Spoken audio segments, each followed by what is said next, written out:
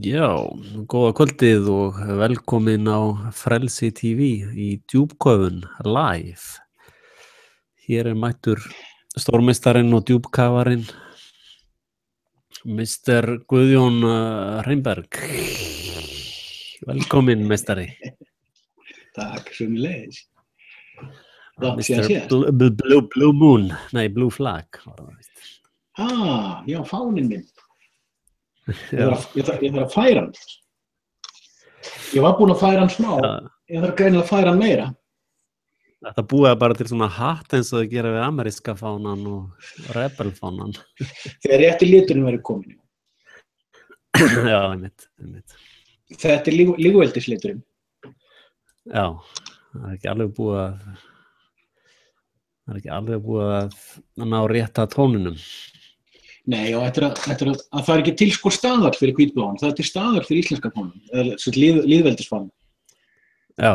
Það er bara, þú veist, hvaða litur, hvaða stærðir, allt. En er ekki hægt að hafa fánanum svolítið breytilegan bara? Er ekki allir bara með sinn bláa lit í fánanum? Jú, það er allt í lagi meðan hann hefur engan staðar. En fáni þjóðveldis, þetta er stöðlun að vinna fyrir hann. Já, einmitt. Og ég mun ekki taka ákvörðun það, sko. Já. Við getum tekið Pantone-umræði eitthvað tímann. Sko, ég á Pantone-stokk, ég nota Pantone mikið. Svo ég er alveg búinn að finna litin í Pantone, sko. Það er ekkert vandamál. Þetta er það sem er venjulega að kalla baby blue. Himinbláminn í réttum hvítblóm. Hvaða Pantone-númer er það? Það man ég ekki. Það var, sko, þú varst búinn að senda mér 300, var það ekki? Það er þessi litur. Er það meira eða minna en 300? Mér minnir þessi 270. Ég man það ekki alveg. Já. Ég með það bókavert, sko. Einmitt. En ég var búinn að hafa samband. 300 er sjálfstæðisliturinn mikli.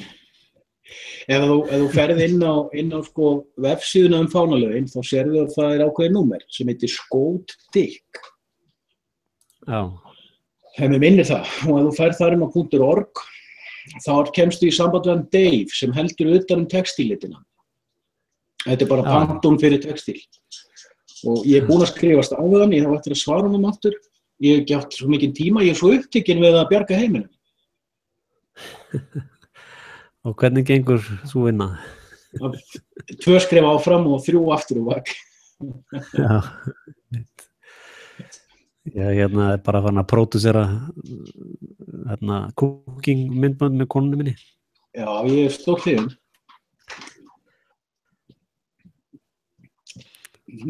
Dast út.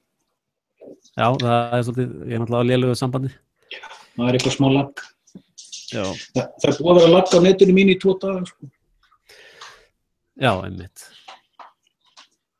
Þetta er áhugavert, sko, fyrir þá sem hafa áhuga á þessu. Það er áhugavert. Ég er búinn að fara niður á Þjóðminjasafn og taka þar mynd af hvítbláanum sem þeir eru með. Já. Þannig ég get borið saman litina. Ég er búinn að skoða litastaðalinn fyrir skoska og gríska fánan, þetta eru sömu litir. Já. Og það sem ég á eftir að gera næst er sem sagt að ég þarf að tala aftur við Dave upp á að fá sko Skót Dick litina þeirra. Þegar ég er komin með það, þá eftir að finna út hverjir hérlendis er að flytja inn þessi efni. Þetta eru pólíesterefni upp á að geta keypt bara rétta lér með réttum lit. Verður þetta ekki að vera í úr ull? Verður ekki að spinna ull úr rollu og hafa þetta orginal? Ekkert svona einflutt pólíester drasl. Það mætti alveg vera þannig á veggnum mínum, sko. Já. Nei, þetta er spurningum að þú ætlar að flagga úti, sko. Já, nei. Þú getur rettað með bómullarefni, þú getur þess að nota bara hvít, þú getur keypt hvít gardínefni og litað það. Já. Nei, ég er nú að fíblast í þér. Það spurning hvað maður á að ganga langt, sko. Þú heldur að ég sé viðkvæmur. Það spurning hvort að maður eigi að fara alveg yfir í ullar smokkana þá líka. Nei, vítarapp dugar í harðindum.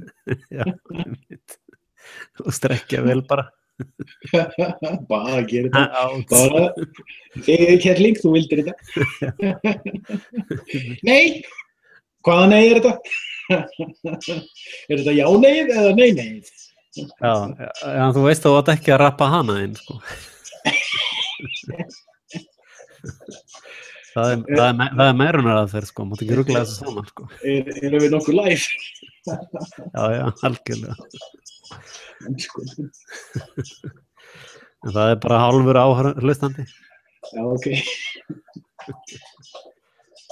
Við höfum ekki að vera með þetta bláa fyrir í lokin, sko. Já, einmitt. Þegar góluminn eru farin að sofa. Nei, þetta er óslega spennandi vinna vegna þess að hvítbláin hefur aldrei verið staðlagur. Já. Og þess vegna er ég að taka góðan tími í þetta. Já. Því að þegar ég talaði við þær sem sauma þetta, þá rak ég mig á það að þær voru ekki nógu dýnamískar til þess að vinna þá vinnu með mér. Og til dæmis hvíti krossin í þessu er í rangri stærð miðað við upprunalega fánan. Og ég á eftir að biðja hana. Já, þetta er réttu kross miðað við lífveldiskrossin, sko. Já, einmitt. En upprunalegi hvítbláin var með mjúri kross. En þú vilt ekki bara nota þarna Rand Corporation logoðan mitt? Eitthvað prakkar í þetta. En þetta er, mér finnst þetta mikilvægt vegna þess að því þetta hefur aldrei verið gert. Og ég ætla að biðja hana Þórdís þegar ég man eftir því, ég bara hef gleymt því. Ég ætla að biðja hana að hafa vakandi augu fyrir því ef hún fer í eitthvað gömul skjöl, hans langaða síns, að hvort að hann hafi mælt upp hlutföllin. Já, einmitt. Vegna þess að þegar þessari vinnu verið lokið, einhvern tímann í vetur, þá verði ég komin með 3 útgáfur af hvítbláunum. Já. Eina eins og ég held að Einar hafi gert hann. Og eina með þessum krossi. Og eina eins og þjóðveldið myndi hafa hann. Já. Og þá verður haldinn fundur hjá þjóðveldisfólki upp á að negla niður fánalögin, sko. Því þar er ekki búið að setja inn litaða stærðir, heldur bara að segja, heyrðu, við notum hvítbláan með krossin í miðjunni, sko. En hvað eru orðin mörg 100.000 í þjóðveldinu, segir þú? Hvað er þetta orðin mikið af fólki? Við erum svo fá að við erum ekki margtakur fjöldi. Nei. En hérna, þú hefur aftur og enn hitt í mark með kenninguna gullið. Já. Nú er komið meiri áttar cover story yfir það. Komið á Vísi í dag. Skemmtilegt synchronicity. Já.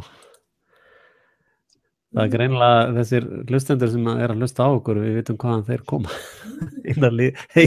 Eina liðið sem hlustar á okkur eru Mason, sko.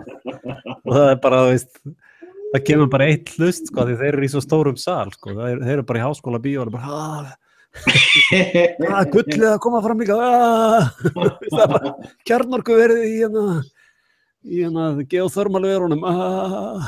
Flýtum okkar að fela þetta. Er ekki með meira pop og kók? Og það er ekki að tala um Coca-Cola, sko. Það væri nú brandari að varpa djúpköfunum í háskólabíum. Já, aldrei það ekki gert. Er ekki þessna sem að allt er sett í gang þegar við erum búin að sérstaklega þú núna undanfarið búin að ljóstra upp ykkur og það bara Já, ég kem stundum sjálfum mér óvart. Já, þetta er sko þá er búið að vera að ræna íslensku gulli í töluvert langan tíma. Minnstakosti öld. Já, töluvert langan tíma fyrir. Gullaðið í Vatnsmýrinni sem að virðist að verið einmitt sæjop, eins og þú kallar það. Ég er að byrja að nota þetta orð. Já. Ég er óþolandi smitandi. En sko, gullaðið í Vatnsmýrinni var, 1911 eða 12 eða 20, ég man það ekki. En það virðist vera stunda bara hægri vinstri að dæla upp fiskinum og gulli og rafmagni og bara Íslendingar fá alla krónu fyrir þetta drast, sko. Þetta var allur rænt, sko. Já, við erum að horfa á þjóðin sko ástandið miklu verra heldur en ég hélt fyrir ári síðan. Já, ég er sammála því. Ég vissi að það var eitthvað í gangi, ég var að tala fyrir mjög fljótlega þegar ég byrjaði, þá var ég að tala rafmagni sem rennur í sjóinn, sko. Já. Og eins og ég hef oft sagt áður, þá ég stundum að skjóta svolítið, ég bara að reikna samkvæmt líkindum, sko. Já. Þannig ég í raun ekki með neitt í höndunum, en svona með ákveðni aðferðafræði þá ég að reikna út líkindi. Já. Og það óþægilegt hvað maður hittir í mark og svo koma þessar fáránlegu cover stories, sko. Mér finnst það svolítið merkilegt. Þetta eins og þú ert að hugsa með geislavirknina í sumar. Já. Mér finnst það alveg, það komið svolítið óvart. Já, þetta geothermal eru sennilega annarkvort algjörlega bara kjarnorkuver og þetta geothermal tubing allt saman bara cover, sko. Já. Eða þá að þau eru blönduð, sko. Af því að kjarnorkuver notar raun svipaða túrbínu, sko. Já. Og það má hreinlega bara spyrja, sko, hvort þessi búið að grafa, sko, við kannumst við það er að búa til byggingar þar sem að þú ert bara með 1/3 á yfirborðinu. Já. Þetta getur verið hvelfingar niður í jörðina. Já. En þá spurning hver, þú getur ekki notað íslenska þína menn í það vantarlega. Nei, en hver gerir það, sko? Sko, maður búin að vera að heyra mjög áhugaverða hluti og maður má ég samt koma inn í einu áður en við gleymum gullinu. Já. Að ég þekki flugið sem við getum farið á. Engin fallið, sko. Fyrir tæpum 2 árum þá fór að streyma heitt vatn út úr göngunum hérna í Vaðlaheiðinni. Já, einmitt. Og hvað heita þessu göng aftur hérna? Vaðlaheiðagöng. Já, ok.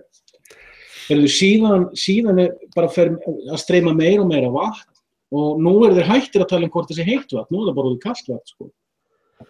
Já. Og ég man eftir því að það eru þarna drangar, ef þú ferður í Eyjafjörðinn, bara rétt hjá þar sem þetta er. Þar er út í sjónum, þar sem eru svona strýtur, svona bergmynduna strýtur út af heitu vatni. Og leið og ég fyrir að hugsa þetta, þá fær ég að hugsa, heyrðu, býttu rannsökuðu þeir ekkert heiðina áður en þeir byrjuðu, hvað fóru þeir bara af stað?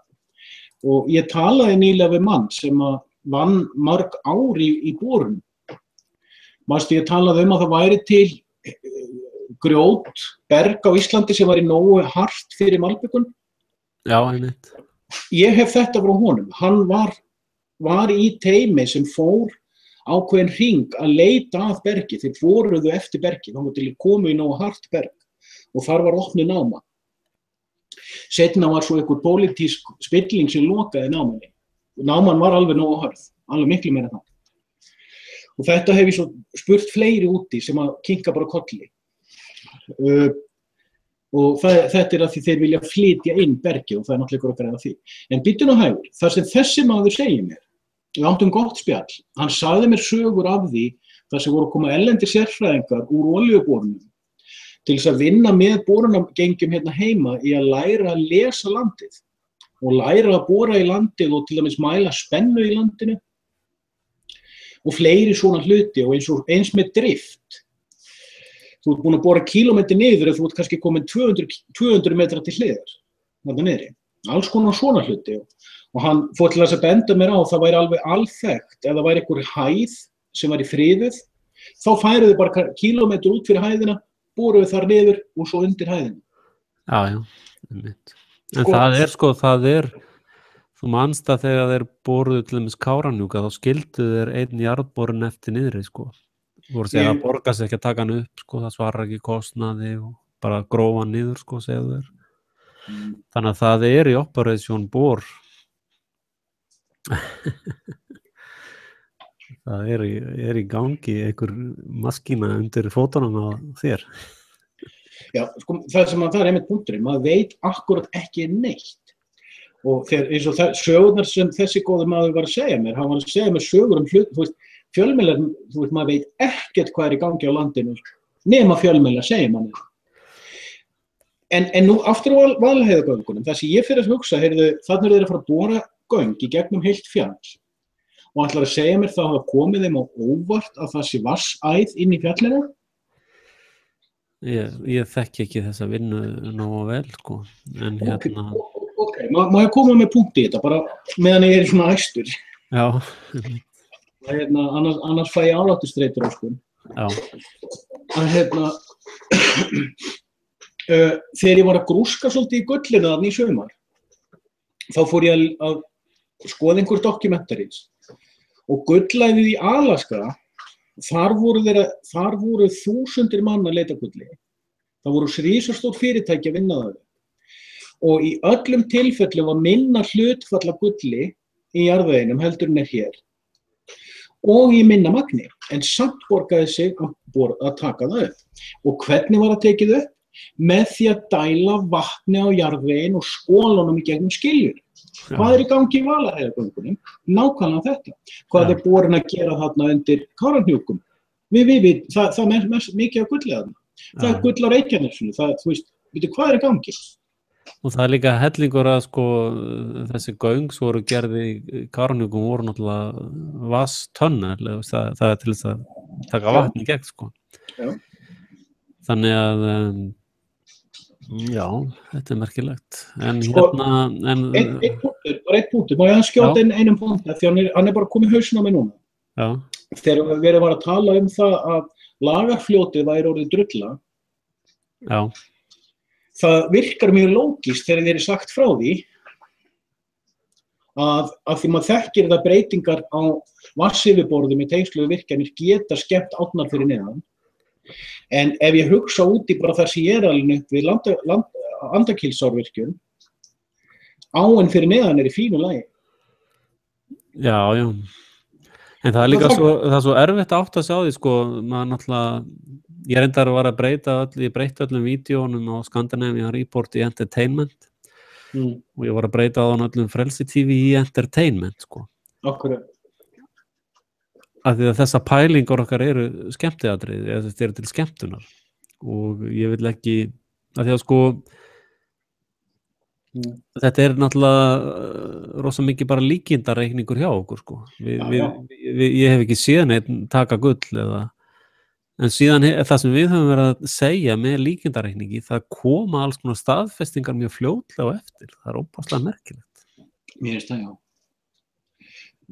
Það finnst mér stórmerkilegt og þess vegna er ég líka að koma með þessa punkta af því að ég veit að vídeóið þú veist, það er fólk sem horfir á þetta og ég átta mig nefnilega á því þegar ég kem fram með fáránlega kenningu og það er kannski fólk þarna úti bara eins og með kjarnorkusprengjuna, ég er farin að iðka það meira og meira að halda því fram á hún sé hóks.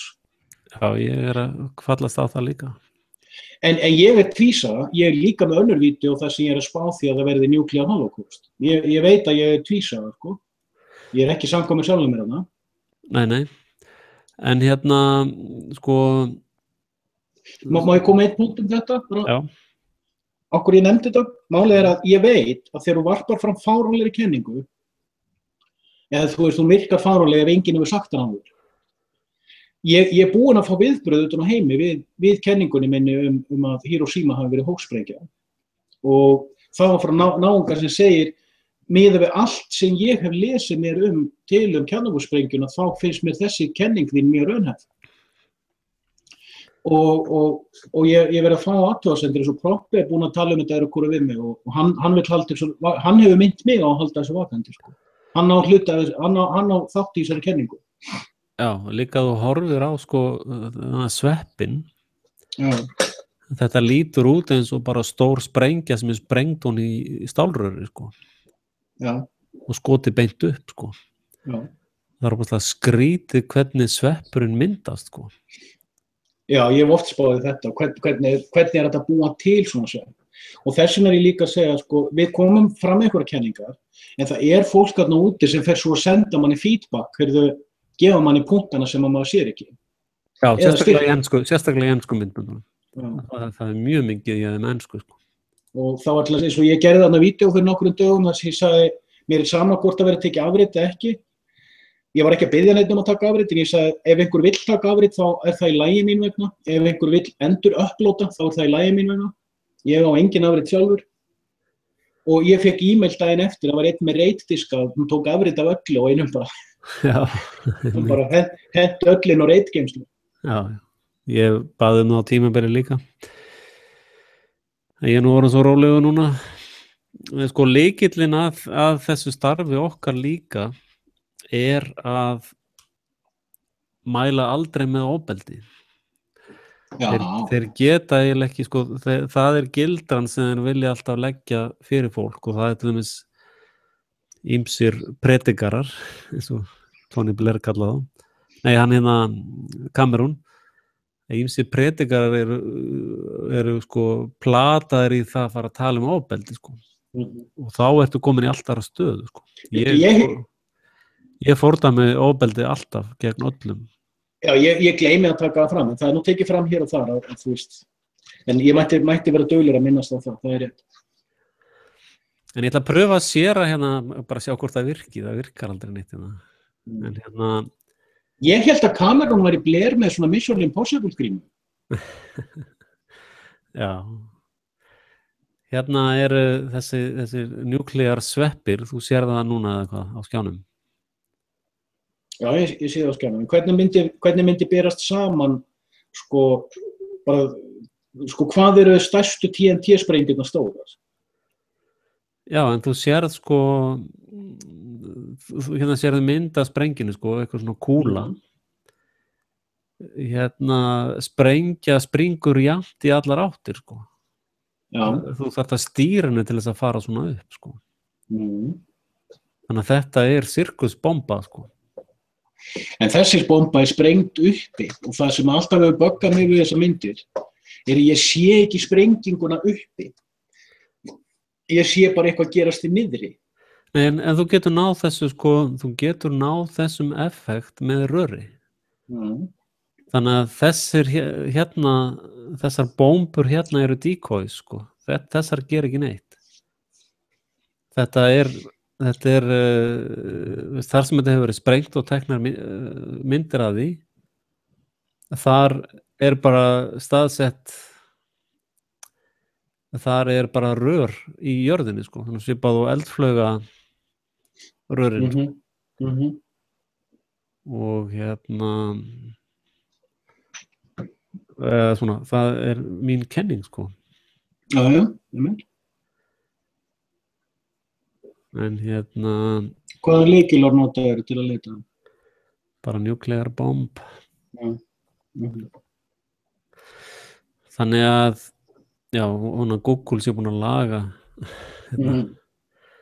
þessa séringu. Ég vil ekki nota henni langan tíma því hún alveg... Já, og böggið henni tíma. En hérna, skal ég segja þér... En það náttúrulega eitt sem ég ger oft með eins og mitt dót, ég bara varpa fram hugmyndinni, ég ekkert að fara til að rannsaka hvort að nema eins og þegar ég var að spá þarna í ISIS í sumar. Mér fannst mikilvægt að sýna það myndrænt. Já, einmitt. Ég var reyndar ætlað að gera vídeó, sko, í framhaldi að þeirri pælingu sem hérna á enska nafni værið á Refugee Smokescreen, sko. Fékkstu ykkur viðbröð á þetta? Því þú presenteraðir ISIS-kenninguna mjög vel. Já, ég fekk töluvert af viðbröðum á það. Flest allir voru sammálaðir, sko. Og hérna eru þessar flóttamannabúðir í Tyrklandi, ég sitt bara Refugees Turkey. Og sérstaklega þú horfir á myndir eins og þess að hér, sko. Þá eru þessar refugee camps eða þessar flóttamannabúðir eru í grunninn military base. Já. Og það í gegnum þessa, hérna sér náttúrulega hergögnin, það í gegnum þetta sem það kalla refugee camp sem all logistikkin í hernaði fer fram. Sko, það flóknasta í hernaði logistikkin. Svona. Og ég sá að þú varst að taka upp röki mín með með lygasögunum að íbúar Gaza hafi aðgang að einhverjum sko fleiri 100 tonnum eða 1000 tonnum af eldflaugum sko. Já, varst þú búin að fjalla um það líka? Já, ég var búin að gera vídeó. Já, ok. Bæði á ensku og íslensku. Já, ok. Þar talaði sko 3500 eldflaugar, en þeir svo hækkaði alltaf lígin sko, þetta fór upp í 6000 eldflaugar. Já. Og svo var ég að sýna myndir af sko þyngdflauguna, þær eru cirka 1 tonn.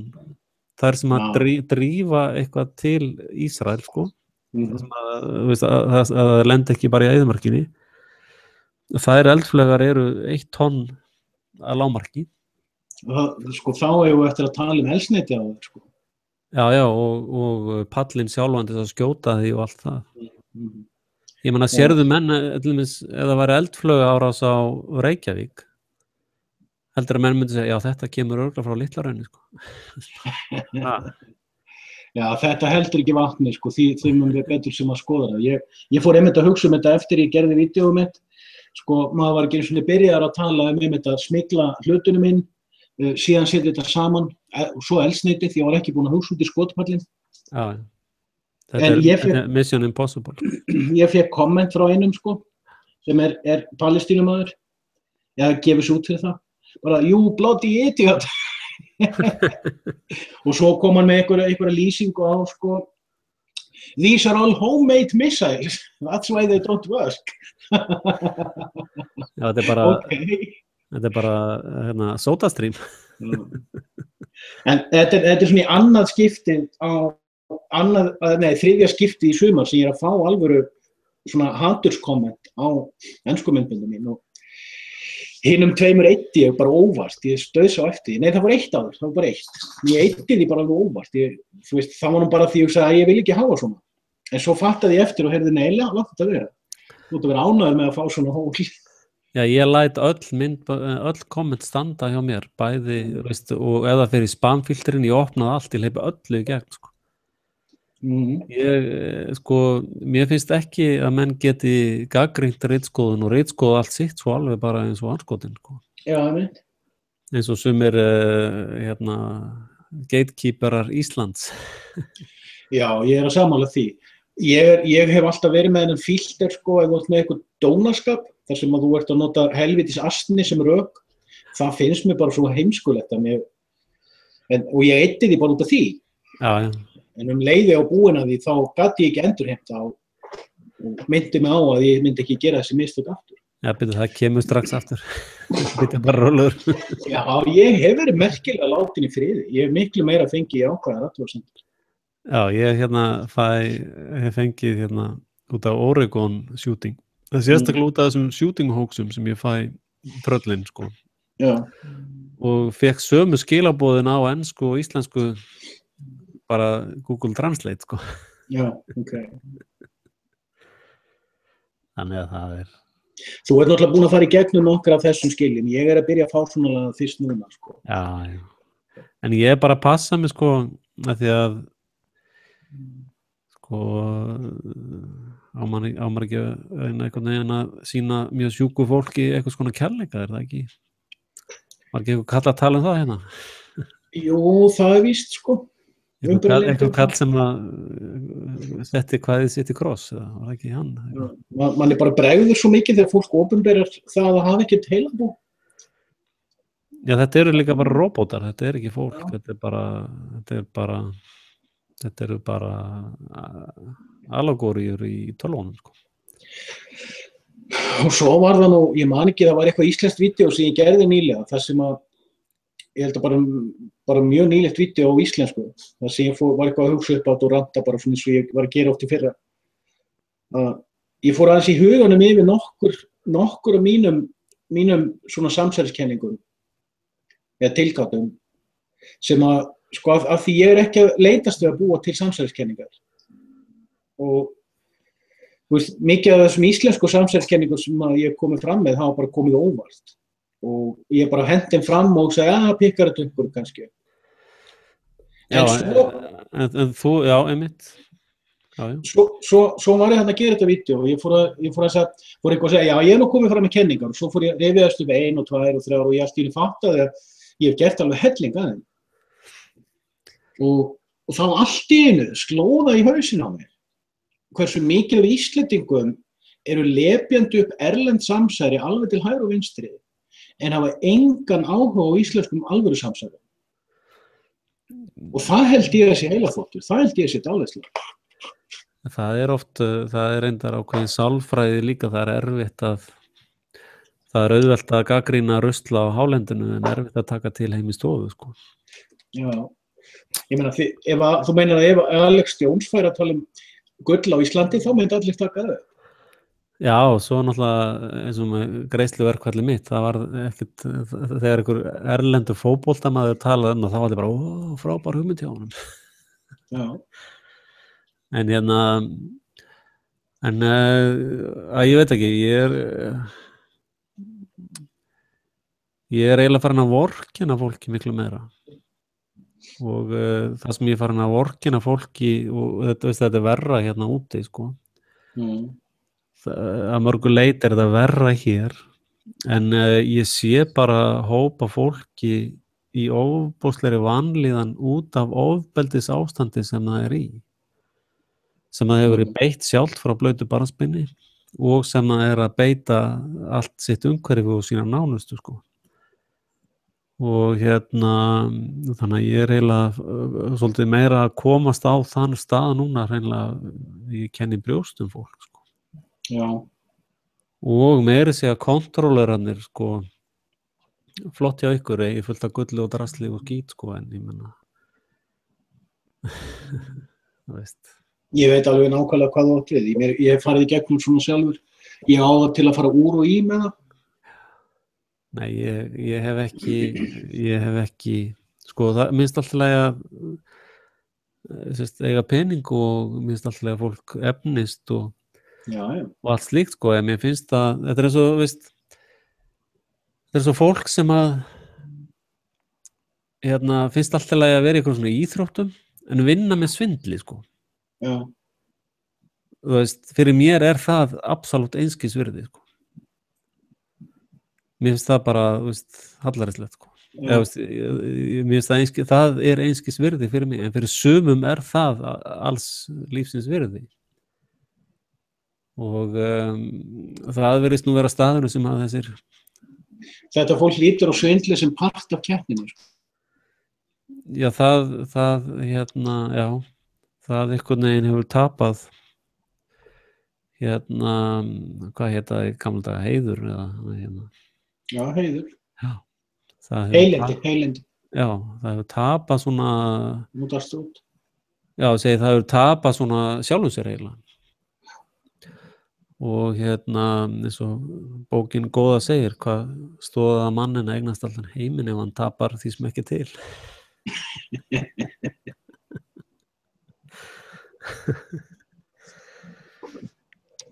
Já. Ég ættir að gera seinna vídeóið sálina, sko. Já, það voru erfitt fyrir að koma fram með þá kenningu og hún sé ekki til. Í raun ekki, því að sko í raun hefur enginn afsannað þessa kenningu. Það er ekki hægt. Nákvæmlega. Það er hvorki hægt að sanna hana nýja afsannað. Nákvæmlega. Sem að þýðir að sko á meðan að hún er ekki sönnuð þá hef ég rétt fyrir mér. Meðan hún er ekki sönnuð að afsönnuð, sko. Þú veist, ef að einhver segir þetta er til, þetta er raunveruleiki, þá er sönnunarbyrðin þeim megin, ekki hjá mér sem að segja, nei, þetta er nú eiginlega ekki til. Eða þetta er ekki raunveruleiki. Sko, þá erum við farnir að metast það hvort það sé til sannleikur eða ekki. Já, það er hitt myndbandi, sannleikurinn er blekking, sko. Það er engin sannleikur. Nei. Og það sem að, þú veist, fólk, sko, leiður og trúir einhverju, þá verður það sannleikur.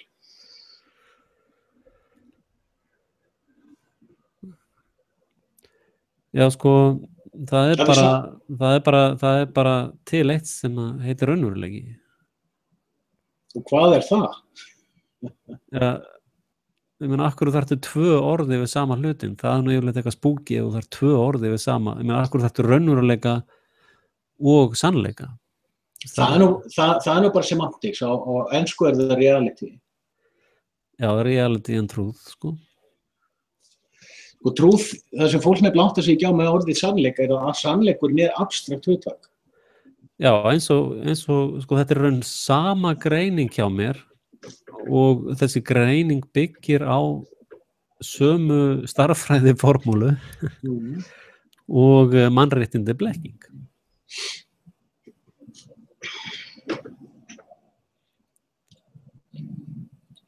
Ég sé það ekki alveg. Nei, en leið og þú kleimar að þetta sannleikurinn, þá alveg svo leið og ég segi þetta eru mín mannréttindi, þá ég búin að voita öll mín réttindi og með því að segja þetta sannleikurinn, þá ég búin að voita raunveruleikann. Já, ég sé þau rök. Já. Og í aðalatriðum ég alveg sammála þessari röksemdafærslu. Já, ég minnst nefnilega þetta svo frábært samstarf. Enda ég kendi þér þetta. Já, þetta sem svo gaman að þessu samstarf okkar, að þú ert að toga í þessa teygju með öðrum leiðum, sko. Og ég svo gaman að fylgjast með þeirri leiðinni. Við náttúrulega erum að tengjast nýjum veruleika. Ég meina, við erum að, það svo einhver kona sagði við mig bara fyrir örfáum dögum. Hún sagði, ég sé alveg að sumt sem þú ert að fjalla ekkert löngu eftir að ég verið að hugsa það. Og hún sagði, ég sé alveg að það ekki að því þú sért að koma með það eða ég heldur að því við erum að tengjast einhverjum veruleika. Já. Já, þetta að koma frá geimverunum, litlu kísunum okkar. Ég komið með nýja þeorí það. Já. Ég var bara að byrja á að kynna hana í dag á önskuvídeói. The computer is going to kill you. Já, ég veit. En þessi allt í leið og ég upplótaði því vídeói, þá sagði ég byrju, I'm onto something here. Af því ég búin að vera að hugsa þetta núna í nokkra mánuði og ég hef íað aðeins á nokkrum stöðum í bæði vídeóm og stöðuppfærslu þessari kenningu. Að hinn nettengda tölva sé að verða meðvituð. Ég hef ekki orðið það. Já, það eitt, ég hef stundum ekki viljað tala ákveðna hluta því mér finnst þeir svo dímoniskir að ég vill ekki tala þá. En núna að koma fram staðfesting á hlut sem ég hef haft, sem ég, veist það stundum þegar þú ert með eitthvað í hausnum, þegar þú talaði fram í veruleikann, það getur haft áhrif í andaheiminum. Já. Og þannig að sumt sem ég ekki viljað tala fram, en núna kom fram, ég þekki þetta. Já, núna það komið fram sem ég hef ekki viljað tjá mig lengi. Það að þeir nota voice recognition og hluti af þessum saklausu fórnalbum sem verður að drepa með drónum að þeir nota voice recognition og í síma og það er kannski einhver að spila einhverja hljóðupptökum með einhverjum og síminn heyri það og þetta forrit ekki orðið það fullkomið að þá senda það drón að þeir telja að manneskjan sem að tilheyrir þessu voice-munstri sé þarna stödd og það bara Já.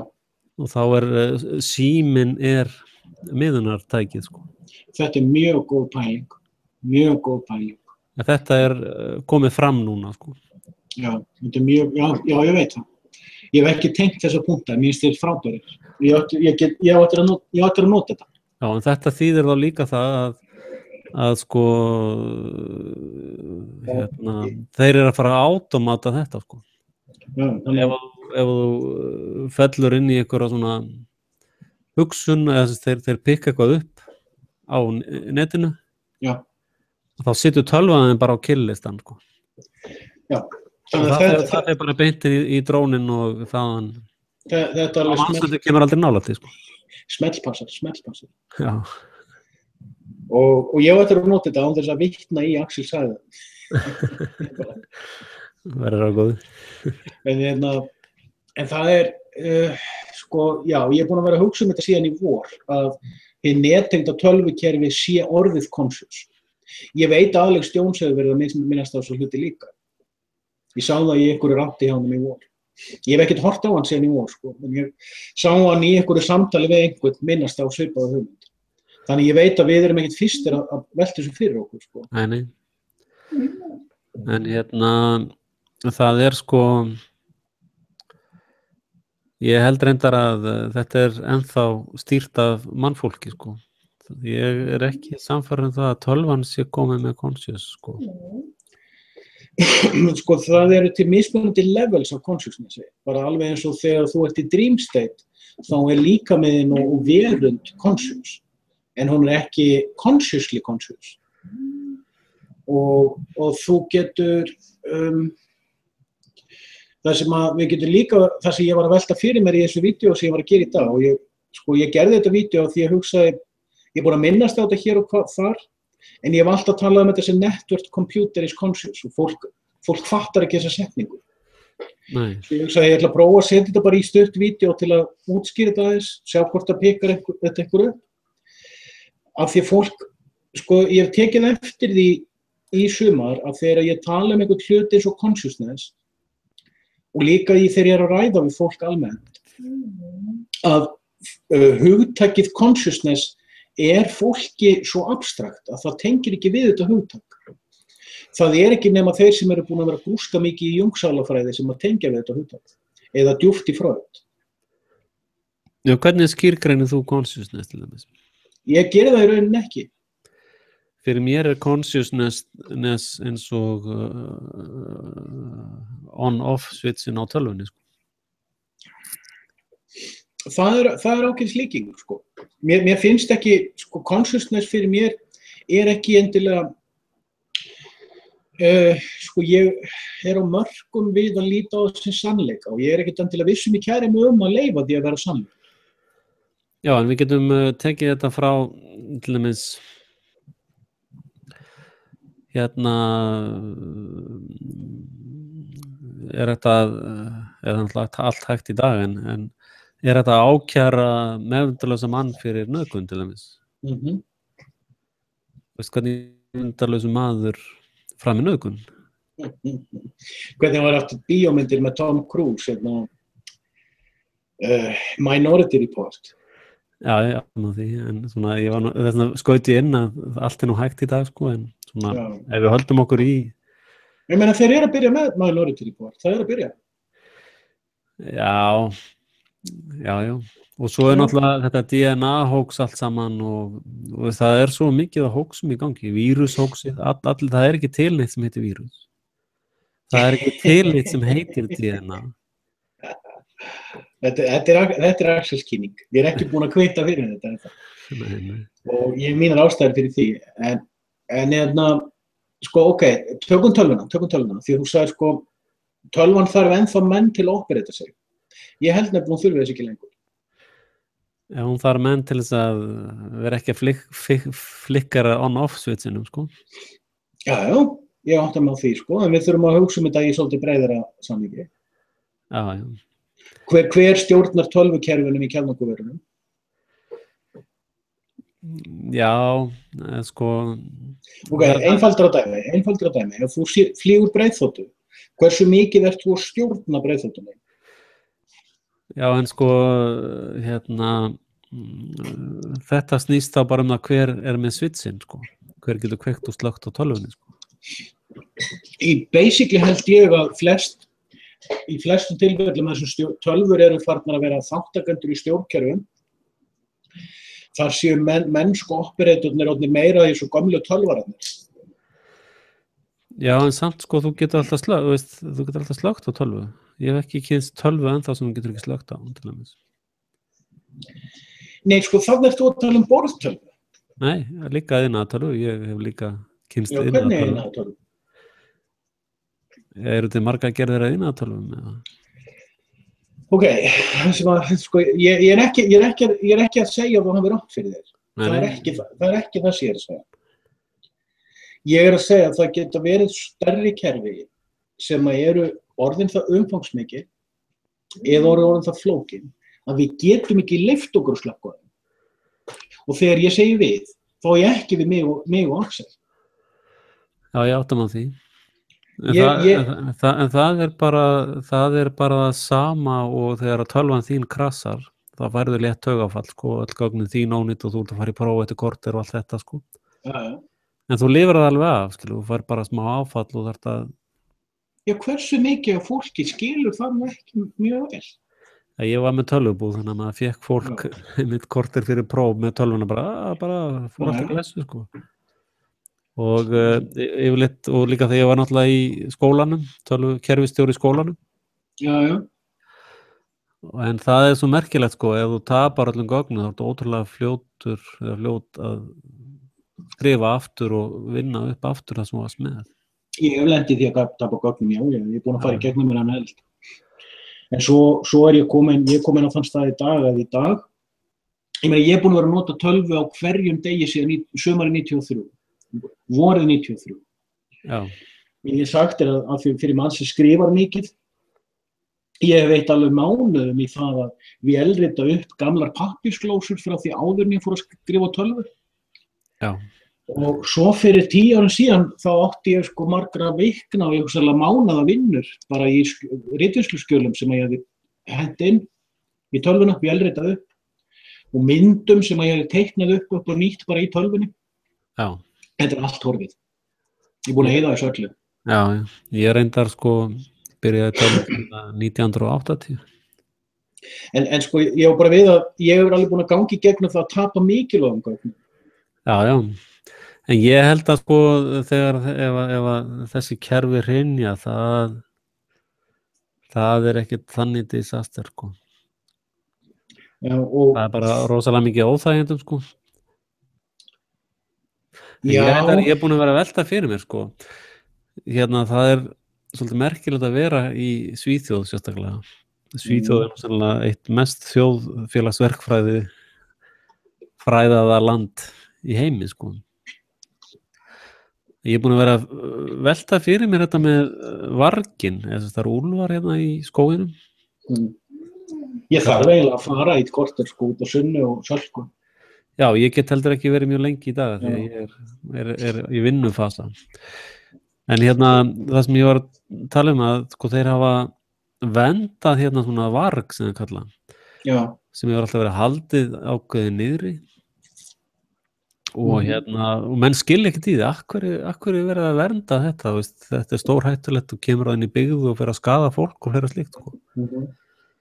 Og ég held að þetta sé hluti af pælingunni með hrunið, sko, að það verður skipulagt hrun þar sem að öllum þessum tölvukerfum verður stöðuð, sko. Og það verður hanna svona þjóðfélagslegt hrun, þannig að fólk þarf að fara út í náttúruna, sko. Og eða koma í bólusetningaröðina. Þú tvennt að velja að fara út í náttúruna með helikóptera og dróna á hælunum eða koma í bólusetningaröðina. Ég var að hugsa þetta bara í morgun eða gær.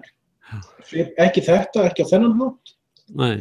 Heldur, það var eitthvað í fréttum, ég man ekki lengur hvað það var. Ég var eitthvað að horfa okkur á fréttir og ég sagði já. Þeir eru byrjað að skipuleggja næsta hrun. Já, fjárhagshrunið það bara spurning hvernig það flippa svitsinum, sko. En þá var ég að spá í þess að varga og þess að úlfa og hluti af þessari náttúruvernd að það miklu erfiðar að fara út í náttúrun ef að þessi tegunda dýrum eru mjög sterk, sko. Já. Og þeir hafa verið að tala með vinnu í dag að elgurinn, sko. Þeir finna engan elg núna, hann bara horfinn, sko. Sástu fréttinu að það voru veiðimenn í Noregi sem skutu elginn á verndarsvæði og tilkynntu það sjálfur. Já, og? Tilkynntu það sjálfur. Og sem þykir hvað? Þetta eru bara eitthvað miklara skilaboð, ég veit ekki hvað það marka. Þetta eru Freemason skilaboð. Ég veit ekkert hvað það táknar. Já, sko, mér sýnist að þeir eru að endsýnera náttúruna þannig að það eru vargar, eða dýr sem eru fólki hættu, en dýr sem eru auðvelt að veiða sér til matar, það virðist verið að útrýma þeim með einhverjum mætti. Þetta eru góða pælingar, ég þarf að pæla í þessu. Ég verði eiginlega að fara út á Sunnu, hún er eitthvað eftir mér. Það þýðir að henni virkilega málgrein, annarkvort að gubba eða pissa. Já. Og ég var svona að hlaupa á hann, ég var ekkert búin að fara með þar út af því ég var í tímaþröng að byrja læfið. Já, einmitt. En ég er í klundinni með 10-15 mínútur, sko, ef þú vilt halda áfram á eftir. Klukkan er hálf 7:30, það ekki mikið að hlustendur núna reyndar. Já, því við erum með góða hluti, sko. Við erum að pæla í góðum hlutum. Já, við erum alltaf að pæla í góðum hlutum. En já, það er spurningum að taka bara annað kvöld, sko, einhvern veginn. Alveg eins. En þetta eru góða hlutir. Við erum búin að varpa við góðum steinum í kvöld. Já. Og soundið er að pröfa hana mæki, veist það skipti líka? Já, mjúkt og gott sound í honum. Já. Hann óbúslega þægilegt að ferðast með hann. Hann tekur lítið pláss og hann fer bara beint inn í USB, sko. En ég held að þetta computer network fyrirbæri, við þurfum að kafa vel á þetta, það eru margir flettir af þessu. Mér langar að skoða þetta vel. Já. Og það er það sem ég verið að tala um líka sem er sko netið á chippa-level. Það er enginn að tala um það heila nema ég. Já, algjörlega. En það sem ég nefnilega fattaði eftir ég gerði vídeóið í dag. Já. Það sem við vorum að tala um með þú þarft human operator.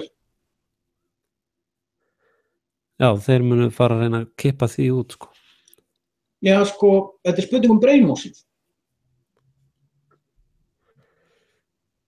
Já. Segðu aftur. Þetta er spurning heilaþvottinn. Já. Ef þú ert að gera eitthvað, ef þú ert heilaþvofur, heilaþveginn,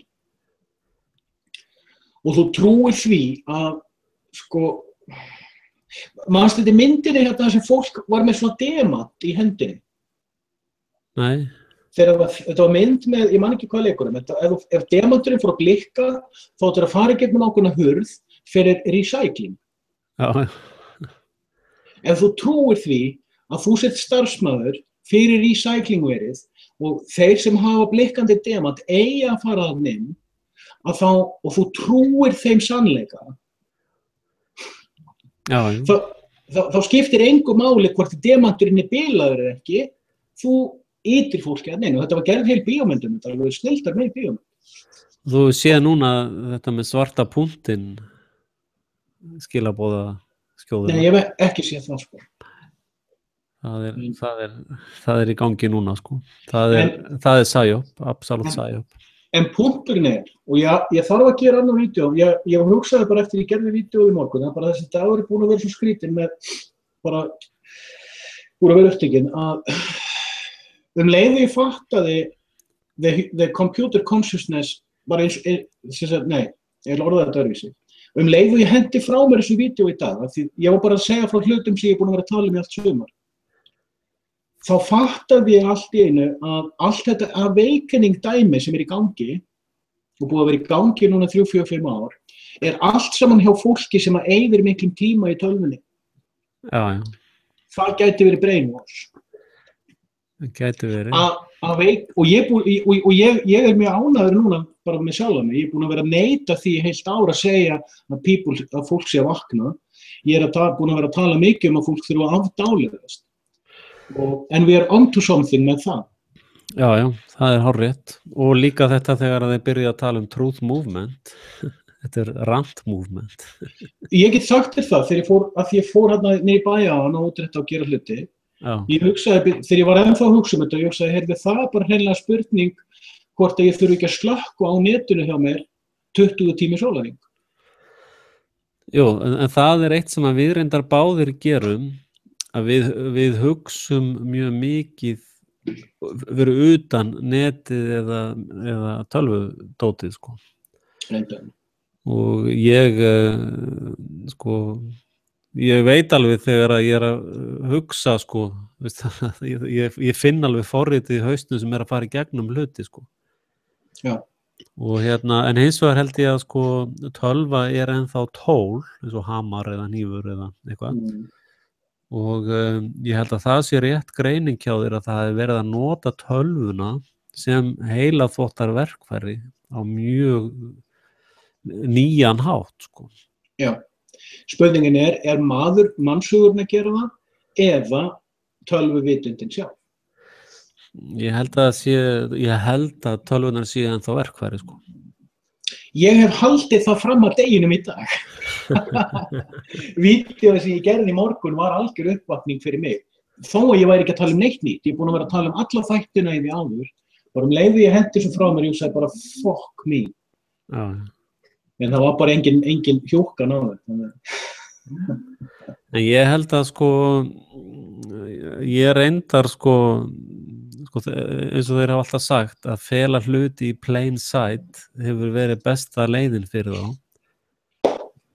og það er ástæðan fyrir því að þeir geta ekki réttlætt það að skaða til dæmis okkur að því að við erum einfaldlega að benda á það sem er í plain sight. Já.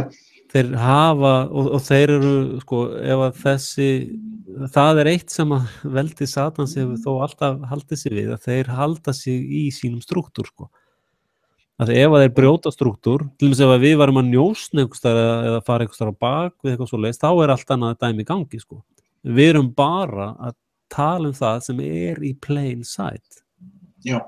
Þannig að þeir hafa ekkert á okkur. Algjörlega.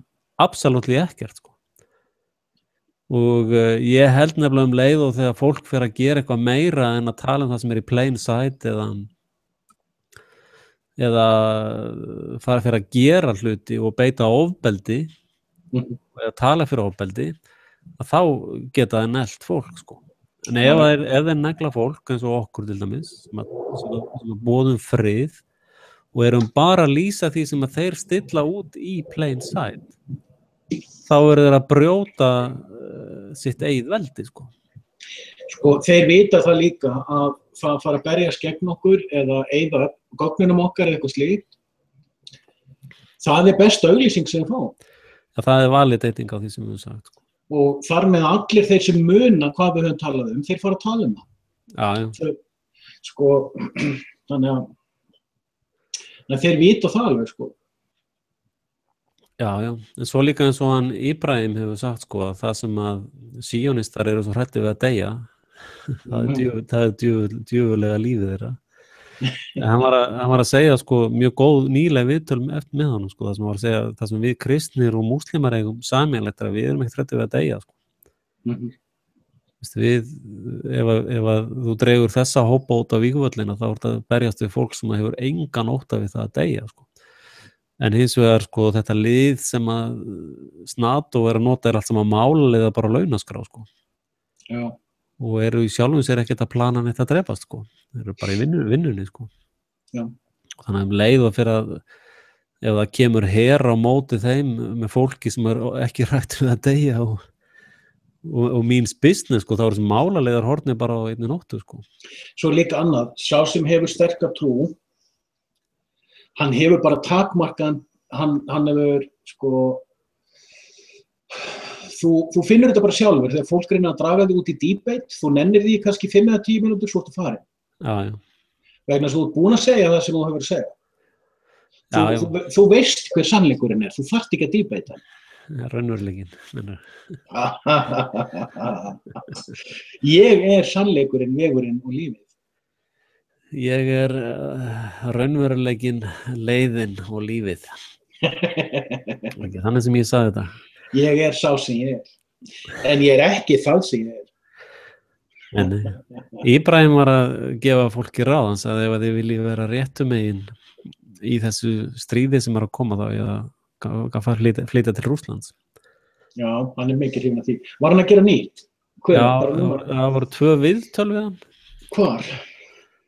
Ég held ég hafa nú deilt öðru þeirra, hvort ég var að hlusta á þetta í vinnunni. Hósein vinnu minn, Ívaran Hósein. Ef þú leitar honum upp þá koma þessi nýju viðtöl. Já, þau eru líka á rásinn hans. Ég hef ekkert verið að skoða hann síðan í bara septemberbyrjun. Nei, hann er komið með nýja hugsun Já, ég þarf að skoða það. Já. Hann er klár kall. Já, en ég held að já, ég veit ekki hvað þú hefur mikið tíma, en ég er líka með... Nei, ég verð að hlaupa, því bæði Salko og Sunna er að reka á eftir mér. Ég er með svo mörg vídeó sem ég þarf að gera, ég er líka með Þýskaland er undir árásum. Já, þú þarft að gera meira, þú þarft að búa til Facebook síðu fyrir hann að tryggist. Já. Þetta efni sem þið eruð að gera hana saman, er snill, þetta er einfalt. Já. Þetta er stutt og þetta er skýrt. og ég að horfa á þetta frá sjónarmiðinu, ég hata að elda, en þetta allt saman eitthvað sem ég væri til í að prófa. Og það mjög sjaldan sem að matarvídeó gera það. Og svona vídeó alltaf vinsæl. Já, og hún er góð í þessu, hún líka frábær kokkur, sko. Og þetta er hluti sem hún að búa til sjálf, sko. Já, maður sér það, sko. En ég hveti til að gera Facebook-síðu til þess að miðla þessu myndböndum svo fólk geti lækað síðuna á. Já, ég talaði með hana, hún sagði nei. Þetta bara YouTube. Ok. Sko, ég að pródúsera þetta og hérna, sko, konan mann halda stundum að hún sé eitthvað kúu, sko. Nei, ég þarf ekki að útskýra þetta nánar. Nei, hún sko absolutt ekki kúu, sko. Já, ég veit það. Hún hefur alveg fulla stjórn á sínu lífi. Ef hún segir nei, þá bara case closed. Já, absolutt, sko. Hún reyndar stundum líka þannig, hún segir bara nei, svo bara hún að hugsa, sko, svo kannski kemur hún eftir 3 vikur og segir, hey Axel, hérna, þetta til að gera Facebook-síðu fyrir mig. Já, en þið að gera góða hluti þarna, mjög góða. Já, þetta mjög flott. Og svo voru börnin heimtuðu vídeo líka. Þau vildi setja eitt inn á Axelsson Family, sko. Þannig að það bara öll fjölskyldan komin í media businessin. Já, ég meina þegar þetta slæri gegn þá auglýsir þetta Scandinavian Report og Frelsi-TV. Nei, það reyndar ekki tenging en ég var að reyna að vera fyndin að mista. Já, en sko málið það að þeir blokkera alltaf auglýsingatekurnar hjá mér á Scandinavian Report. Aha. Já. Það sem að ég talaði ákveðið málefni þá blokkera þeir. Allt sem að ég talaði Oregon, bæði íslenskum þótt þeir borga ekkert fyrir íslensku, þá blokkera þeir. Já, ég sé að suma mínum fá ekki $1 Ég búin að þjána örugglega $5 í sumar. Já, ég reynda komin í 10, held ég. Í heldina. Varstu hrifin af kenningunni minni England's finest hour, sástu það? Já, ég held að þú sért alveg manna fremstur í þessum pælingum, sko. Það kenning sem ég hefði gaman að fleita áfram. Svo fór ég að grúska þess. Og ég sá að það var erfitt að rökstyðja þetta með sko olíu- og stálframleiðslu. En leið og ég sagði, já, það erfitt að finna þetta. Og svo sá ég sko hvernig alla greinar sem ég fann voru í því að segja, já, sko, framleiðslu í Englandi hafði dalað og Þjóðverjar voru ná sér upp. Og þá fór ég að sjá í gegnum propagandablekkinguna. Hvernig þú getur blekkt með tölum. Já. En málið að Þjóðverjar að ná sér núna upp, sko, þeir að fá aðra gasleiðslu frá Rússlandi. Já. Og þeir að ná nýrri tegunda sjálfstæði, sko, frá Bandaríkjunum. Sástu rússneska vídeóið, það eitt rússneskur analisti að minnist af þetta. Já, ég held ég að fundið það frá þér einmitt, sko. Já, ég setti það inn á annað nýtt land eða trúðalæsir. Ég einmitt að tala hann, sko. Já, ég var einmitt að vona að þú sæðir það vídeó, sko. Og það þessi kenning, það þetta sem ég að tala með Þýskaland. Það ástæðan fyrir því að NATO að taka niður Germanwing. Þessi böggur kemur upp hjá Volkswagen, þetta allt sem hann efnahagslegar árásir og Grikkland líka. Það alveg ljóst að Volkswagen var efnahagslega árás, það engin vafi. Já. Og Grikkland hluti af árás á Deutsche Bank, sko. Og þessi analisti bara því miður, hann ger allt sitt rússnesku, ég fór á vefinn hans. Já. Og hann að tala svo margt sem við erum búin að vera að tala og hann gera það svo vel. Já. Þannig að spurningum að læra bara rússnesku, það nokkuð mál. Já, það væri mjög skynsamlegt að læra allavega þýsku og rússnesku. Við endum þar allavega, ekki í Rússlandi. Já, sko, maður sér að það bara, maður missir af því sem þetta fólk að segja. Já, það reyndar að koma meira og meira fram á ensku, sko, eins og Russian Bear og þau og náttúrulega RT leyniþjónusta Rússlands. Ég meina að þessi fjölmiðlar, CNN CIA fjölmiðill og BBC MI5 og Fox News Mossad. Þú meina MI56? Já. MI lot of numbers. My number. Sko MI11. þversum hana 56 11. Þetta My 11. Já, 11. Já. Eitthvað var að tala að 11 væri tala sem var útleið. Já, sko þetta fólk lætur blekkja sig þessu. Þetta það sem við erum að tala number synchronicity.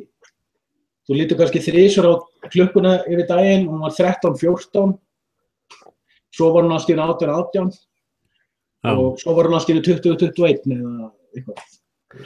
Ég að fá ógeðslega mikið af svona í sumar, bara endalausar svona raðir, eða eins og 12:21. Ég reyndar sko, ég búin að þegar ég var að keyra til Gautaborgar í gær, þá var tunglið lág svo lágt og það var svona í þessari stöðu það manni finnst maður getið teygt sig í það sko. Og það eitthvað með tunglið sem að stemmir ekki við tunglskýringuna. Það eitthvað við tunglið sem stemmir ekki.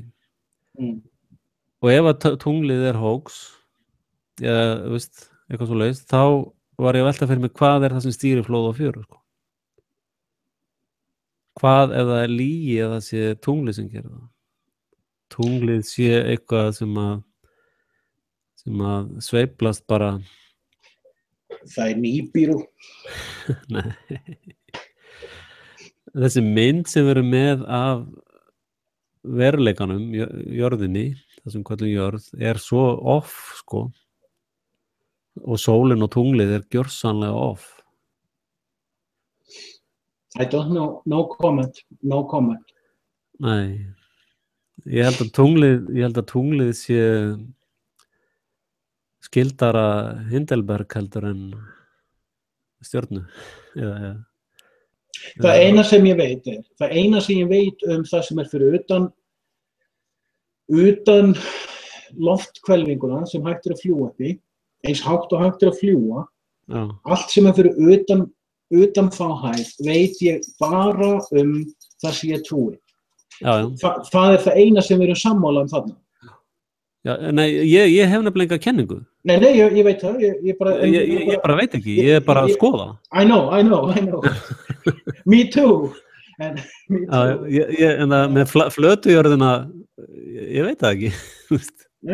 Nei, veistu það, ég get sagt þér það. Ég veit að, sko, þegar ég varpaði fram demantsjarðarkenningunum minn í sumar, þá var ég að djóka. En því meira sem ég hugsa hana, þá meikar hún sens. Já, ég ekki búin að ná henni. Nei, ég þarf að útskýra hana myndrænt. Já. Ég hef áhugað að heyra þá kenningu, sko. Kannski það tekur bara 5 mínútur, ég skelli bara inn í vídeo. En fólk þarf að sjá myndina. Fólk þarf að sjá myndina til að láta það sökkva inn. Já. Það eitt forrit sem ég ætla að benda þér á. Powtoon, hefur þú séð það? Nei. P-O-T-U-N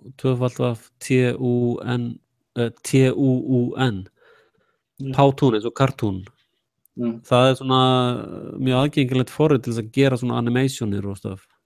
Já, ok. Og það rosalega ofboðslega einfalt og flott sko. Það fleiri og fleiri svona útskýrarar þannig að nota þetta sem útskýra flat earth eða eitthvað svona pælingar sko. Ok. Heyrðu, ok, en ég verð að fara þegar við báða tíkurnar mínar. Þeim greinilega mikið í mun að komast út greiðinum. Já, ég að fara að sofa. Ég ætla að horfa á þetta eftir og ég ætla að grúski Powtoon og já, þetta góð köfur. Það eru margir opnir punktar í henni. Já. Þannig að þú veist, gott í klaksa. En við erum að fara nýja lendur með þetta, sko. Já. Og ég get sagt þér, ég horfi ekki á conspiracy-vídeó. Ég er bara búin að, veist mér, ég er búin að dýbúkna þetta er bara, mér finnst þér allir bara að vera stjarft áleitir, sveinir, flestir. Já, það subscription listin sem ég renni í gegnum, ég þarf eitthvað að fara hendunum í þvottavél, sko. en maður er svona gaman frá góðum, eins og hvað heitir hann, Soviet Russian Bear eða eitthvað. Já, það eru nokkra nýja raddir að koma inn, sko. Já. Ég á svo erfitt með að henda eða loka, eða reynsa sko. Ég á svo erfitt með að henda út af subscription listana því að það kemur eitthvað eitt frá einhverju sem að, ég vill ekki missa af. Já. eins og Alex Jones, sko, ég bara, veist, það er svo mikið efni, sko, þetta er svo, það spurningum að sita þetta inn á einhverja aðra rás, bara. Já. Vera með tvöfaldan lista eitthvað, ég þarf einhvern veginn að leysa þetta, sko. En svo er ég að velta fyrir mér, sko. Ég leyfi tölvunni að sýna mér hvað ég á að horfa á. You're right. En það er að koma, það finnst mér rosalega spennandi, það er að koma svo mikið á röddum frá eins og Íbram og frá Rússlandi, sko. Þú meinar Sheikh Imran Hussein? Íbram, hann heitir Íbram. Imran? Hann heitir Íbram. Ok, en þú ert ekki að tala um Íbrahim Sverri? Ég er bara að tala um einhvern Íbram. Ok. En veist, ég var að hugsa eitt bara í gæra fyrir þetta. Já. Ég er farin að hlusta meira og meira á menn eins og okkur sem eru bara heim í stofu að segja það sem þeim sýnist. Já, ég líka. Og viðtöl. Mér finnst þetta verið orðið meira authentic heldur en allt annað. Já. Þeir sé eitthvað eins og sástu þarna greinin á MBL 10 vinsælustu YouTube-rásinnar? Nei, ég misti það. Var ég ekki þar? Nei, ég gerði blogggrein um þetta. Ég held að þú vil læka hana. Þess að ég var að velta þessu við. Þetta voru svona 10 tekjuhæstu YouTube-bloggararnir. Já, einmitt. Þetta eru allt saman professional rásir. Já. Ég er ekki að segja þessi konspirasi á bakveðar, en allir sem eru að gera þessar rásir, þeir eru að gera þetta til þess að ná í peninga. Þeir eru búin að finna út hvernig þeir eru að gera það. En svo Russell Brand, trúir því hann hafi gert þetta heim í Svefnherbyggi, True News? Nei. Hvað er að frétta honum? Hvað er hann að gera núna? Hann er bara touring núna sem stand-up comedian, sko. En ég var að hugsa að gera vídeo, ég er búin að langa til að sé allt sumar. Manstu eftir honum að John St. Justin sem að debugga hann. Já, hann slátraði Russell. Hann slátraði hann. Já. En ég var að hugsa að gera vídeo til að sýna að þetta væri sami maðurinn.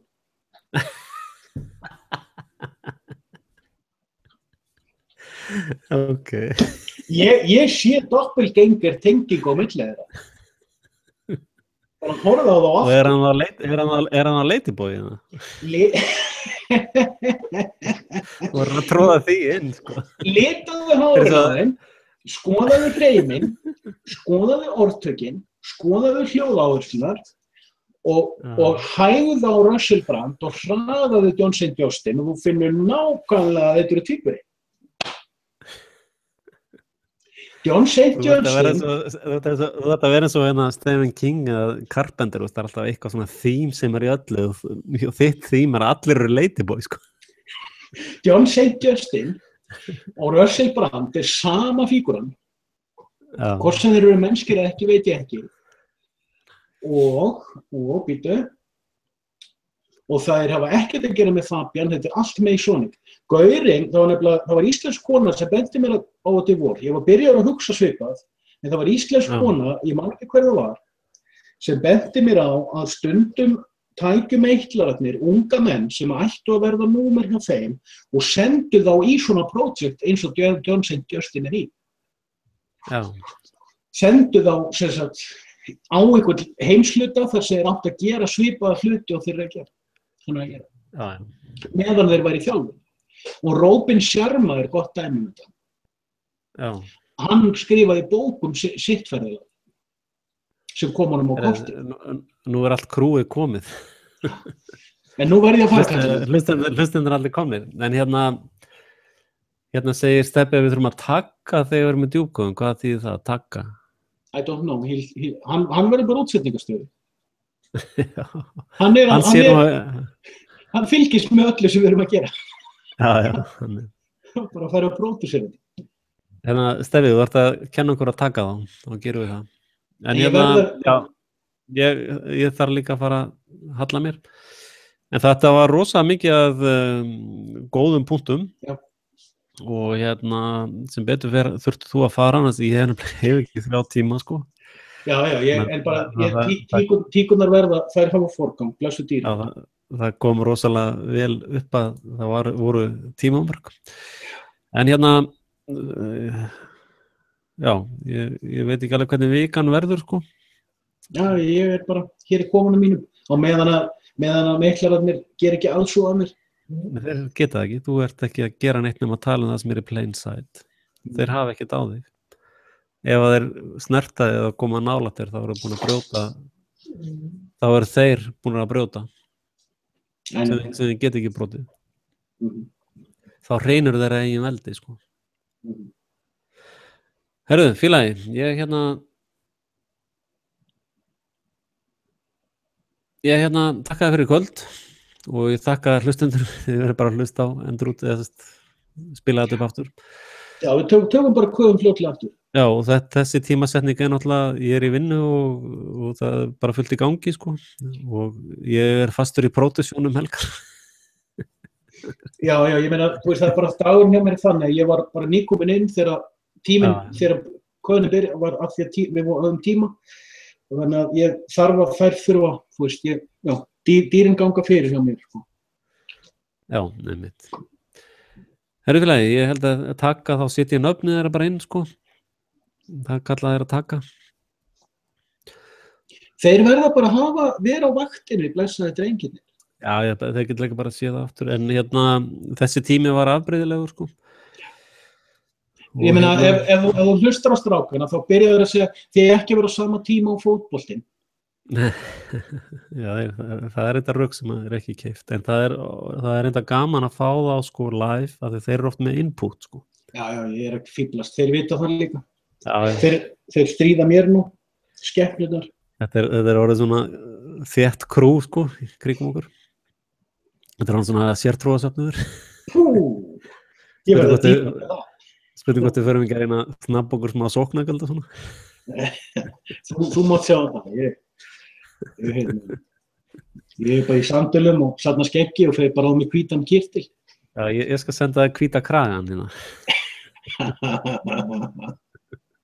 Það var svartan. Herri, ég þakka þér fyrir komin í kvöld. Takk fyrir mig. Og byrja að heilsa tíkonum. Bye. Og ég þakka ykkur kæra hlustendur. Það er alls konar ástand náttúrulega bara. Ég að vinna og Guðjón að gera sitt. Og þangað til ég verð útvarpsstjóri á RÚV, þá þarf ég að vinna fyrir mér. Og ég setti auglýsingu á Facebook. Já, þú mistir á henni. Okay. Ég skal reyna að muna að setja eitthvað nöfn næst, svona til þess að koma boltanum á stað. En já, ég veit ekki hvort þið getið merkt eitthvað á YouTube-una, minningur á þegar þessi, ég veit ekki, það lítur að vera eitthvað reminder möguleikar í gangi. En við finnum út af því seinna, ég hef ekki tími það núna. Forseti, hver allar að vera forseti? Ég ætla ekki að bjóða mig fram sem mafíufóringi á Íslandi. Ég hef ekki áhuga á því. Ég er á móti ofbeldi og skipulögum glæpa samtökum. Og já, það er allt í gangi. Eins og ég var að minnast á áðan, þá er Þýskaland undir gríðarlega miklum árásum. Og flóttamenninu voru er dælt inn í Þýskaland. Þetta eru málaliðar sem eru að koma fyrir í Þýskalandi. Og efnahagsárásanir eru búin að vera í gangi núna. Volkswagen plottið er dæmi slíka efnahagsárás. Grikkland er efnahagsárás á Deutsche Bank. Germanwings var árás á flugfélögin, Lufthansa og Deutsche Bank stendur þar að baki líka. Og Þýskaland er að opna núna gasleiðslu númer 2 til Rússlands, þannig að Þjóðverjar eru að vera óháðir Washington mafíunni. Þannig að það má búast við töluverðum neistum í kringum Þýskaland. Og ég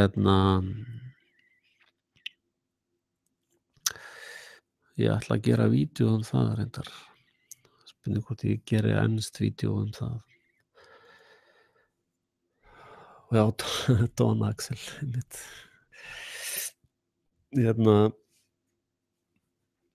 Það væri miklu nær að ég myndi, sko ef þetta væri bara heiðarlegt að þetta er mafía, þá myndi ég hugsanlega meira að segja frekar vilja bjóða mig fram.